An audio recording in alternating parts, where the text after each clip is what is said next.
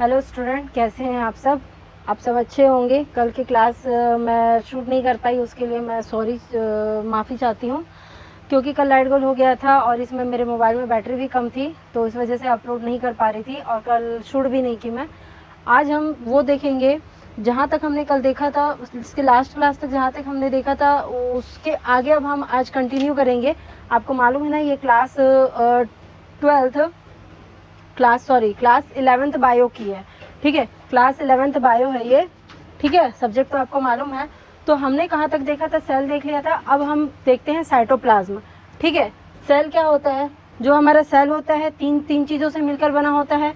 आपको पता है सेल जो होती है वो 3 चीज़ों से मिलकर बनी होती है। एक सेल वॉल होती है, ठीक है, एक आपका होता है साइटोप्लाज्म, ठीक है, और उसी में एक होता है आपका प्रोटोप्लाज्म। ठीक है, इन 3 चीज़ों से मिल करके हमारी जो होती है सेल बनती है। ठीक है, ये तो हमने देख लिया था, इसको हमने देख लिया था, सेल वॉल देख लिया था। आज हम देखेंगे साइटोप्लाज्म। ठीक है, साइटोप्लाज्म देखेंगे तो साइटोप्लाज्म में क्या होता है, सबसे पहले हम ये जानेंगे साइटोप्लाज्म हमारा क्या होता है। साइटोप्लाज्म ये वो चीज़ होती है, ठीक है। तो यहाँ से अब हम देखते हैं, ये हम साइटोप्लाज्म का हेडिंग डाल देते हैं। ठीक है, साइटोप्लाज्म में क्या होता है, जो सेल मेम्ब्रेन और न्यूक्लियस के बीच, ठीक है, सेल मेम्ब्रेन और न्यूक्लियस के बीच जो स्पेस रहती है, जैसे मान लो ये सेल मेम्ब्रेन है आपका, ऊपर वाली जो झिल्ली होती है ये सेल मेम्ब्रेन होती है, ये तो हम जानते हैं, जिसको हम लोग बोलते हैं कोशिका झिल्ली। ठीक है, कोशिका झिल्ली बोला जाता है। क्या कहा जाता है? कोशिका झिल्ली कहा जाता है। ठीक है, इसको कोशिका झिल्ली कहा जाता है। और इसके अंदर आपका न्यूक्लियस होता है, ठीक है, केंद्रिका होता है, केंद्रक होता है, ठीक है, न्यूक्लियस केंद्रक होता है।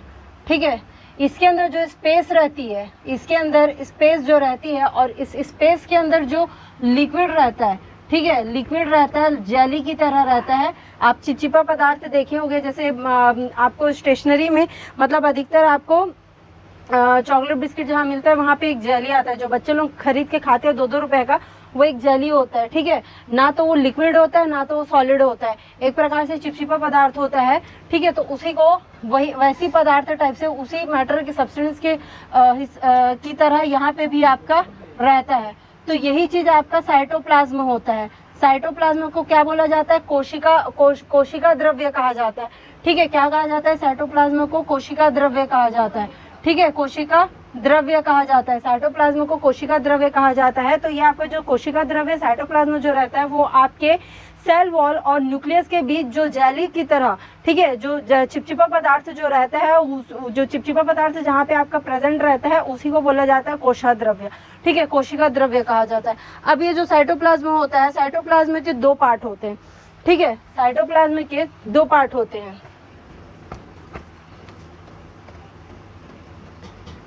साइटोप्लाज्म के कितने पार्ट होते हैं? 2 पार्ट होते हैं। साइटोप्लाज्म के 2 पार्ट होते हैं। एक होता है आपका हाइलोप्लाज्म और दूसरा होता है आपका, एक होता है हाइलोप्लाज्म और दूसरा आपका होता है, अरे बाप रे, ट्रोपोप्लाज्म। ठीक है, एक होता है आपका हाइलोप्लाज्म, दूसरा होता है ट्रोपोप्लाज्म। हाइलोप्लाज्म, दूसरा होता है आपका ट्रोपोप्लाज्म। ठीक है, एक होता है हाइलोप्लाज्म, दूसरा होता है आपका ट्रोपोप्लाज्म। तो ये हाइलोप्लाज्म क्या होता है आपका? हाइलोप्लाज्म क्या होता है वो देखते हैं। हाइलोप्लाज्म एक प्रकार से आपका नॉन लिविंग मटेरियल्स होता है। ठीक है, नॉन लिविंग मटेरियल्स होता है। हाइलोप्लाज्म को एक प्रकार से आप नॉन लिविंग मटेरियल्स बोल सकते हो। क्या बोल सकते हो? नॉन लिविंग मटेरियल बोल सकते हो। ठीक है, निर्जीव नॉन लिविंग मटेरियल्स जो कि आपके साइटोप्लाज्म में प्रेजेंट होती है, जो कि आपके साइटोप्लाज्म में प्रेजेंट होती है, उसको हाइलोप्लाज्म कहा जाता है। और एक प्रकार से और उसको क्या कहा जाता है? सेल इंक्लूशंस कहा जाता है। ठीक है, और साइटोप्लाज्म के जो पार्ट, ठीक है, साइटोप्लाज्म की जो पार्ट नॉन लिविंग थिंग से बनी होती है, नॉन लिविंग सेल से बनी होती है, उसको क्या बोला जाता है? सेल इंक्लूजन्स कहा जाता है। क्या कहा जाता है? सेल इंक्लूजन्स कहा जाता है। साइटोप्लाज्म की जो पार्ट, साइटोप्लाज्म के जो सेल्स, ठीक है, नॉन लिविंग मटेरियल या सब्सटेंस से बने होते हैं, उनको सेल इंक्लूजन्स कहा जाता है। ठीक है, दूसरी बात हम यहाँ पे देख लेते हैं। तो ये जो साइटोप्लाज्म में, हाइयोप्लाज्म में जो चीज़ें प्रेजेंट होती है, हाइयोप्लाज्म में भी कुछ कुछ इनएक्टिव सब्सटेंस या एक प्रकार से आप सेल इंक्लूजन्स कह दो। इसमें भी क्या होता है, हाइयोप्लाज्म के ये एक प्रकार से इनएक्टिव होता है। इनएक्टिव इसलिए होता है क्योंकि इसमें क्या होता है, नॉन लिविंग मटेरियल होती है। ठीक है, ये अंदर से नॉन लिविंग मटेरियल का बने रहता है। तो ये जो सेल इंक्लूजन्स, उसको एक प्रकार से सेल इंक्लूजन्स भी कहा जाता है। ठीक है, अब आपका आता है कि इस हाइयोप्लाज्म में भी 2-3 चीजें होती है। ठीक है, उन चीजों को भी डील कर लेते हैं। तो पहली चीज क्या होती है, रिजर्व मटेरियल होती है। पहले क्या होती है, रिजर्व मटेरियल होती है। पहली चीज क्या होती है, रिजर्व मटेरियल होती है। ये रिजर्व मटेरियल क्या होता है, ये रिजर्व मटेरियल एक प्रकार से आपका इनऑर्गेनिक कंपाउंड होता है। ठीक है, रिजर्व मटेरियल एक प्रकार से आपका कॉम्प्लेक्स ऑर्गेनिक कंपाउंड होता है, सॉरी, ठीक है, कॉम्प्लेक्स ऑर्गेनिक कंपाउंड मतलब आपका कार्बोहाइड्रेट आ जाएगा, प्रोटीन आ जाएगा, फैट आ जाएगा, ये सब चीजें आएगी। ठीक है, जो रिजर्व मटेरियल होती है एक प्रकार की ऑर्गेनिक सब्सटेंस होती है। ठीक है, ऑर्गेनिक, कॉम्प्लेक्स ऑर्गेनिक सब्सटेंस होती है, कॉम्प्लेक्स ऑर्गेनिक सब्सटेंस होती है। क्या होती है, एक प्रकार की कॉम्प्लेक्स ऑर्गेनिक सब्सटेंस होती है। जैसे एग्जांपल के लिए आप देख लो, प्रोटीन होता है, ठीक है, प्रोटीन हो जाएगा, फैट हो जाएगा और कार्बोहाइड्रेट हो जाएगा। प्लांट सेल में कार्बोहाइड्रेट किस रूप में स्टोर्ड होता है, स्टार्च के रूप में स्टोर्ड होता है। ठीक है, प्लांट सेल में अगर आप देखोगे, आप पूछोगे कार्बोहाइड्रेट किसके रूप में स्टोर्ड होता है, तो कार्बोहाइड्रेट स्टार्च के रूप में स्टोर्ड होता है। और एनिमल सेल में ग्लाइकोजन के थ्रू स्टोर्ड होता है। ठीक है, नीचे का दिख नहीं रहा है क्या, दिख रहा है ना। ठीक है, एक पार्ट हो गया रिवर्स। दूसरा पार्ट आपका क्या होता है, दूसरा जो उसी में दूसरा होता है, जो उसी में दूसरा होता है, उसी में जो दूसरा होता है वो है आपका रिवर्स में। रिवर्स में भी मैंने चीज बताई थी, रिवर्स में, रिवर्स मटेरियल में क्या होता है, कॉम्प्लेक्स ऑर्गेनिक कंपाउंड होता है। तो वो चीजें आपका कार्बोहाइड्रेट आ जाता है, प्रोटीन आ जाता है और लिपिड, फैट, ये सब चीजें आ जाती है। तो उसमें भी जो रिवर्स मटेरियल में भी जो रहता है, पहला होता है आपका प्रोटीन। ठीक है, प्रोटीन, प्रोटीन के अंतर्गत क्या होता है, दूसरा होता है आपका कार्बोहाइड्रेट। ठीक है, दूसरा होता है आपका कार्बोहाइड्रेट। ठीक है, और तीसरा जो होता है वो होता है आपका लिपिड। तीसरा क्या होता है, लिपिड होता है। तो ये प्रोटीन और कार्बोहाइड्रेट और लिपिड क्या चीज बोलते हैं। सबसे पहले तो आपका जो कार्बोहाइड्रेट होता है, ठीक है, कार्बोहाइड्रेट, हम अभी मैंने कहा था कि जो कार्बोहाइड्रेट जो होती है वो प्लांट सेल में, ठीक है, कार्बोहाइड्रेट जो होती है वो प्लांट सेल में किस रूप में इसको स्टोर करके रखती है, तो स्टार्च के रूप में स्टोर करके रखती है। किसके रूप में स्टोर करके रखे रहती है, स्टार्च के रूप में स्टोर करती है।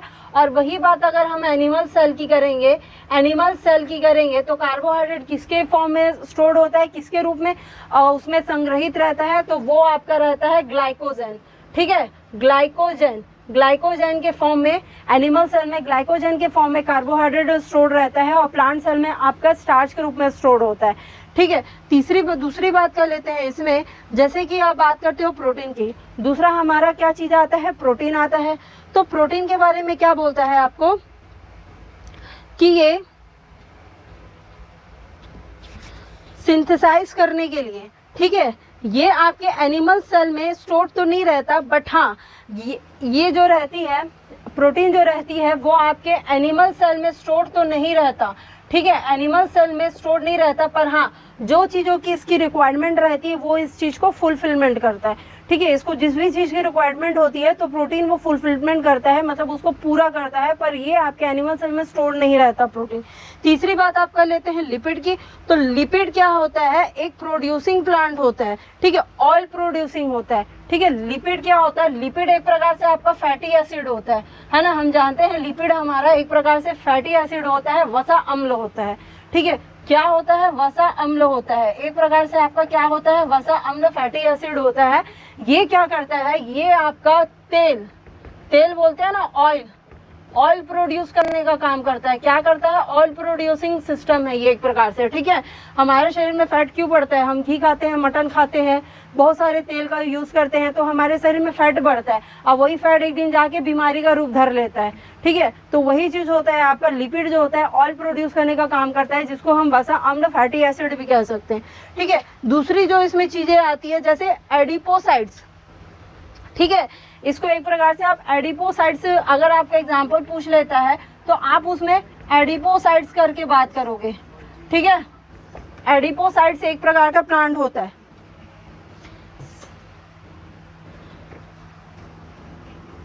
तो ये सब चीजें हैं, इन सब चीजों को आप नेट से निकाल करके नोट्स बना लीजिएगा, या तो फिर देखती हूँ मैं।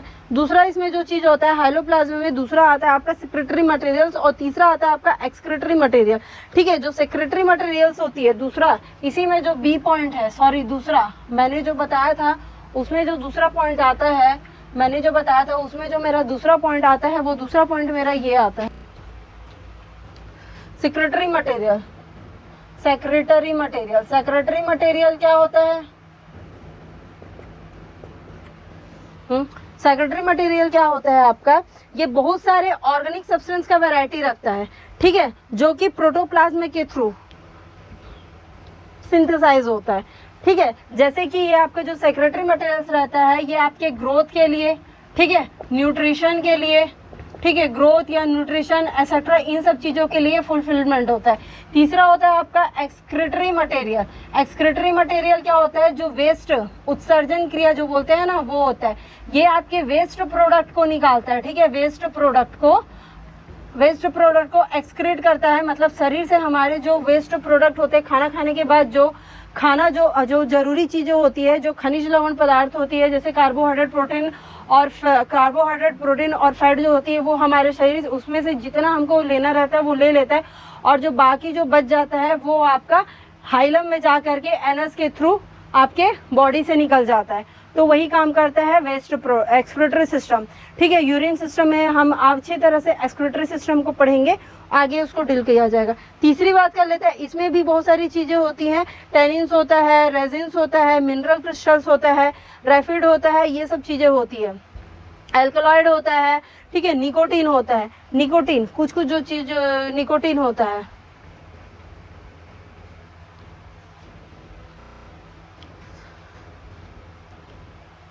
टेनिन क्या होता है?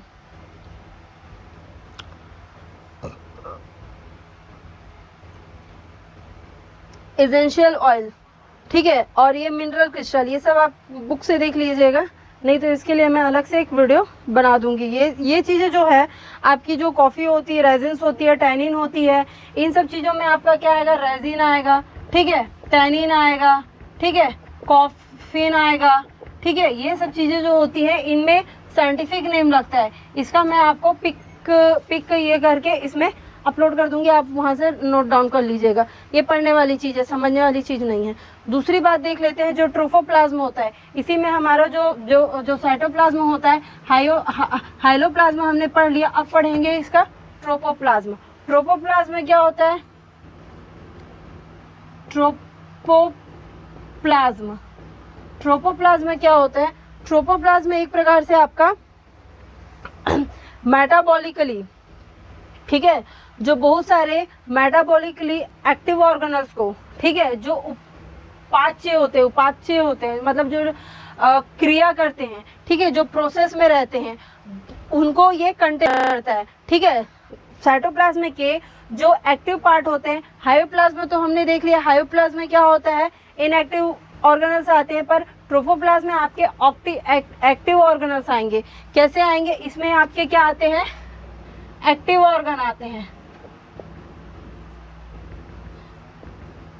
जैसे इसके एग्जांपल देख लेते हैं, इसमें आपके एक्टिव ऑर्गेनल्स आते हैं, जैसे आपका माइटोकॉन्ड्रिया हो गया, ठीक है, माइटोकॉन्ड्रिया हो गया, अभी इसको पढ़ेंगे, ठीक है, माइटोकॉन्ड्रिया, ठीक है, आपका प्लास्टिड हो जाएगा, ठीक है, आपका एंडोप्लाज्मिक रेटिकुलम हो जाता है, mitochondria, endoplasmic reticulum, Golgi body, ठीक है, गोल्गी बॉडी,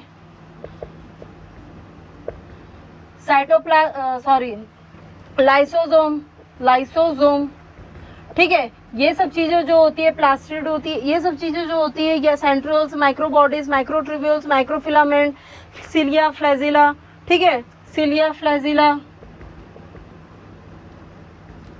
ये सब चीज़ें आपके ट्रोपोप्लाज्म में होते हैं, जो एक्टिव ऑर्गन्स होते हैं, जो कार्य करते हैं, ठीक है, जो कार्य करते हैं, वो चीज़ें, ये सब चीज़ों में आपके ट्रोपोप्लाज्म आ जाएगी। बात कर लेते हैं माइटोकॉन्ड्रिया की। तो माइटोकॉन्ड्रिया एक प्रकार से आपका powerhouse of the cell होता है, ठीक है। माइटोकॉन्ड्रिया क्या होता है? एक प्रकार से आपका powerhouse of the cell होता है, ठीक है।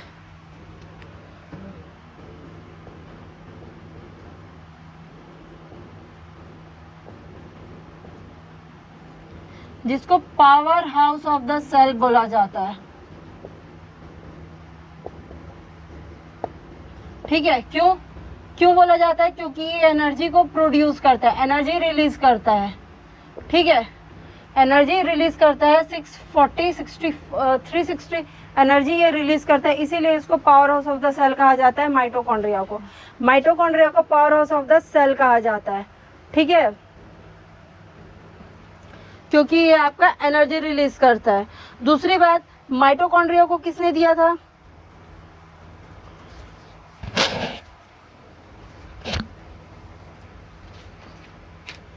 माइटोकॉन्ड्रिया की ये देख लेते हैं, स्ट्रक्चर देख लेते हैं। ये एक थ्रेड लाइक की तरह होता है, ठीक है। किसकी तरह होता है? जैसे ये आपका एक तो गोला बन गया, ये रफली डायग्राम है, इसमें आप ज्यादा ये मत करिएगा। तो ये एक ऐसा थ्रेड लाइक होता है, ऐसा ऐसा ऐसा ऐसा, ठीक है। इस प्रकार से एक थ्रेड जैसा स्ट्रक्चर बनता है, ठीक है। एक मिनट, ये थोड़ा कुछ ज्यादा ही हो गया।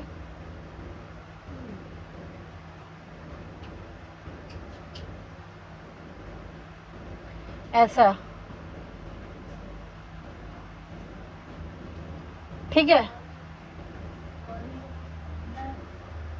ऐसा टाइप से स्ट्रक्चर बनता है, मतलब जैसा ऐसा थ्रेड नहीं होता, इस तरह से स्ट्रक्चर बनता है माइटोकॉन्ड्रिया का।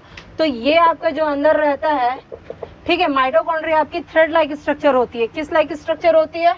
थ्रेड लाइक स्ट्रक्चर होती है, ठीक है। माइटोकॉन्ड्रिया का स्ट्रक्चर कैसा होता है? थ्रेड लाइक होता है, ठीक। किस प्रकार का स्ट्रक्चर होता है?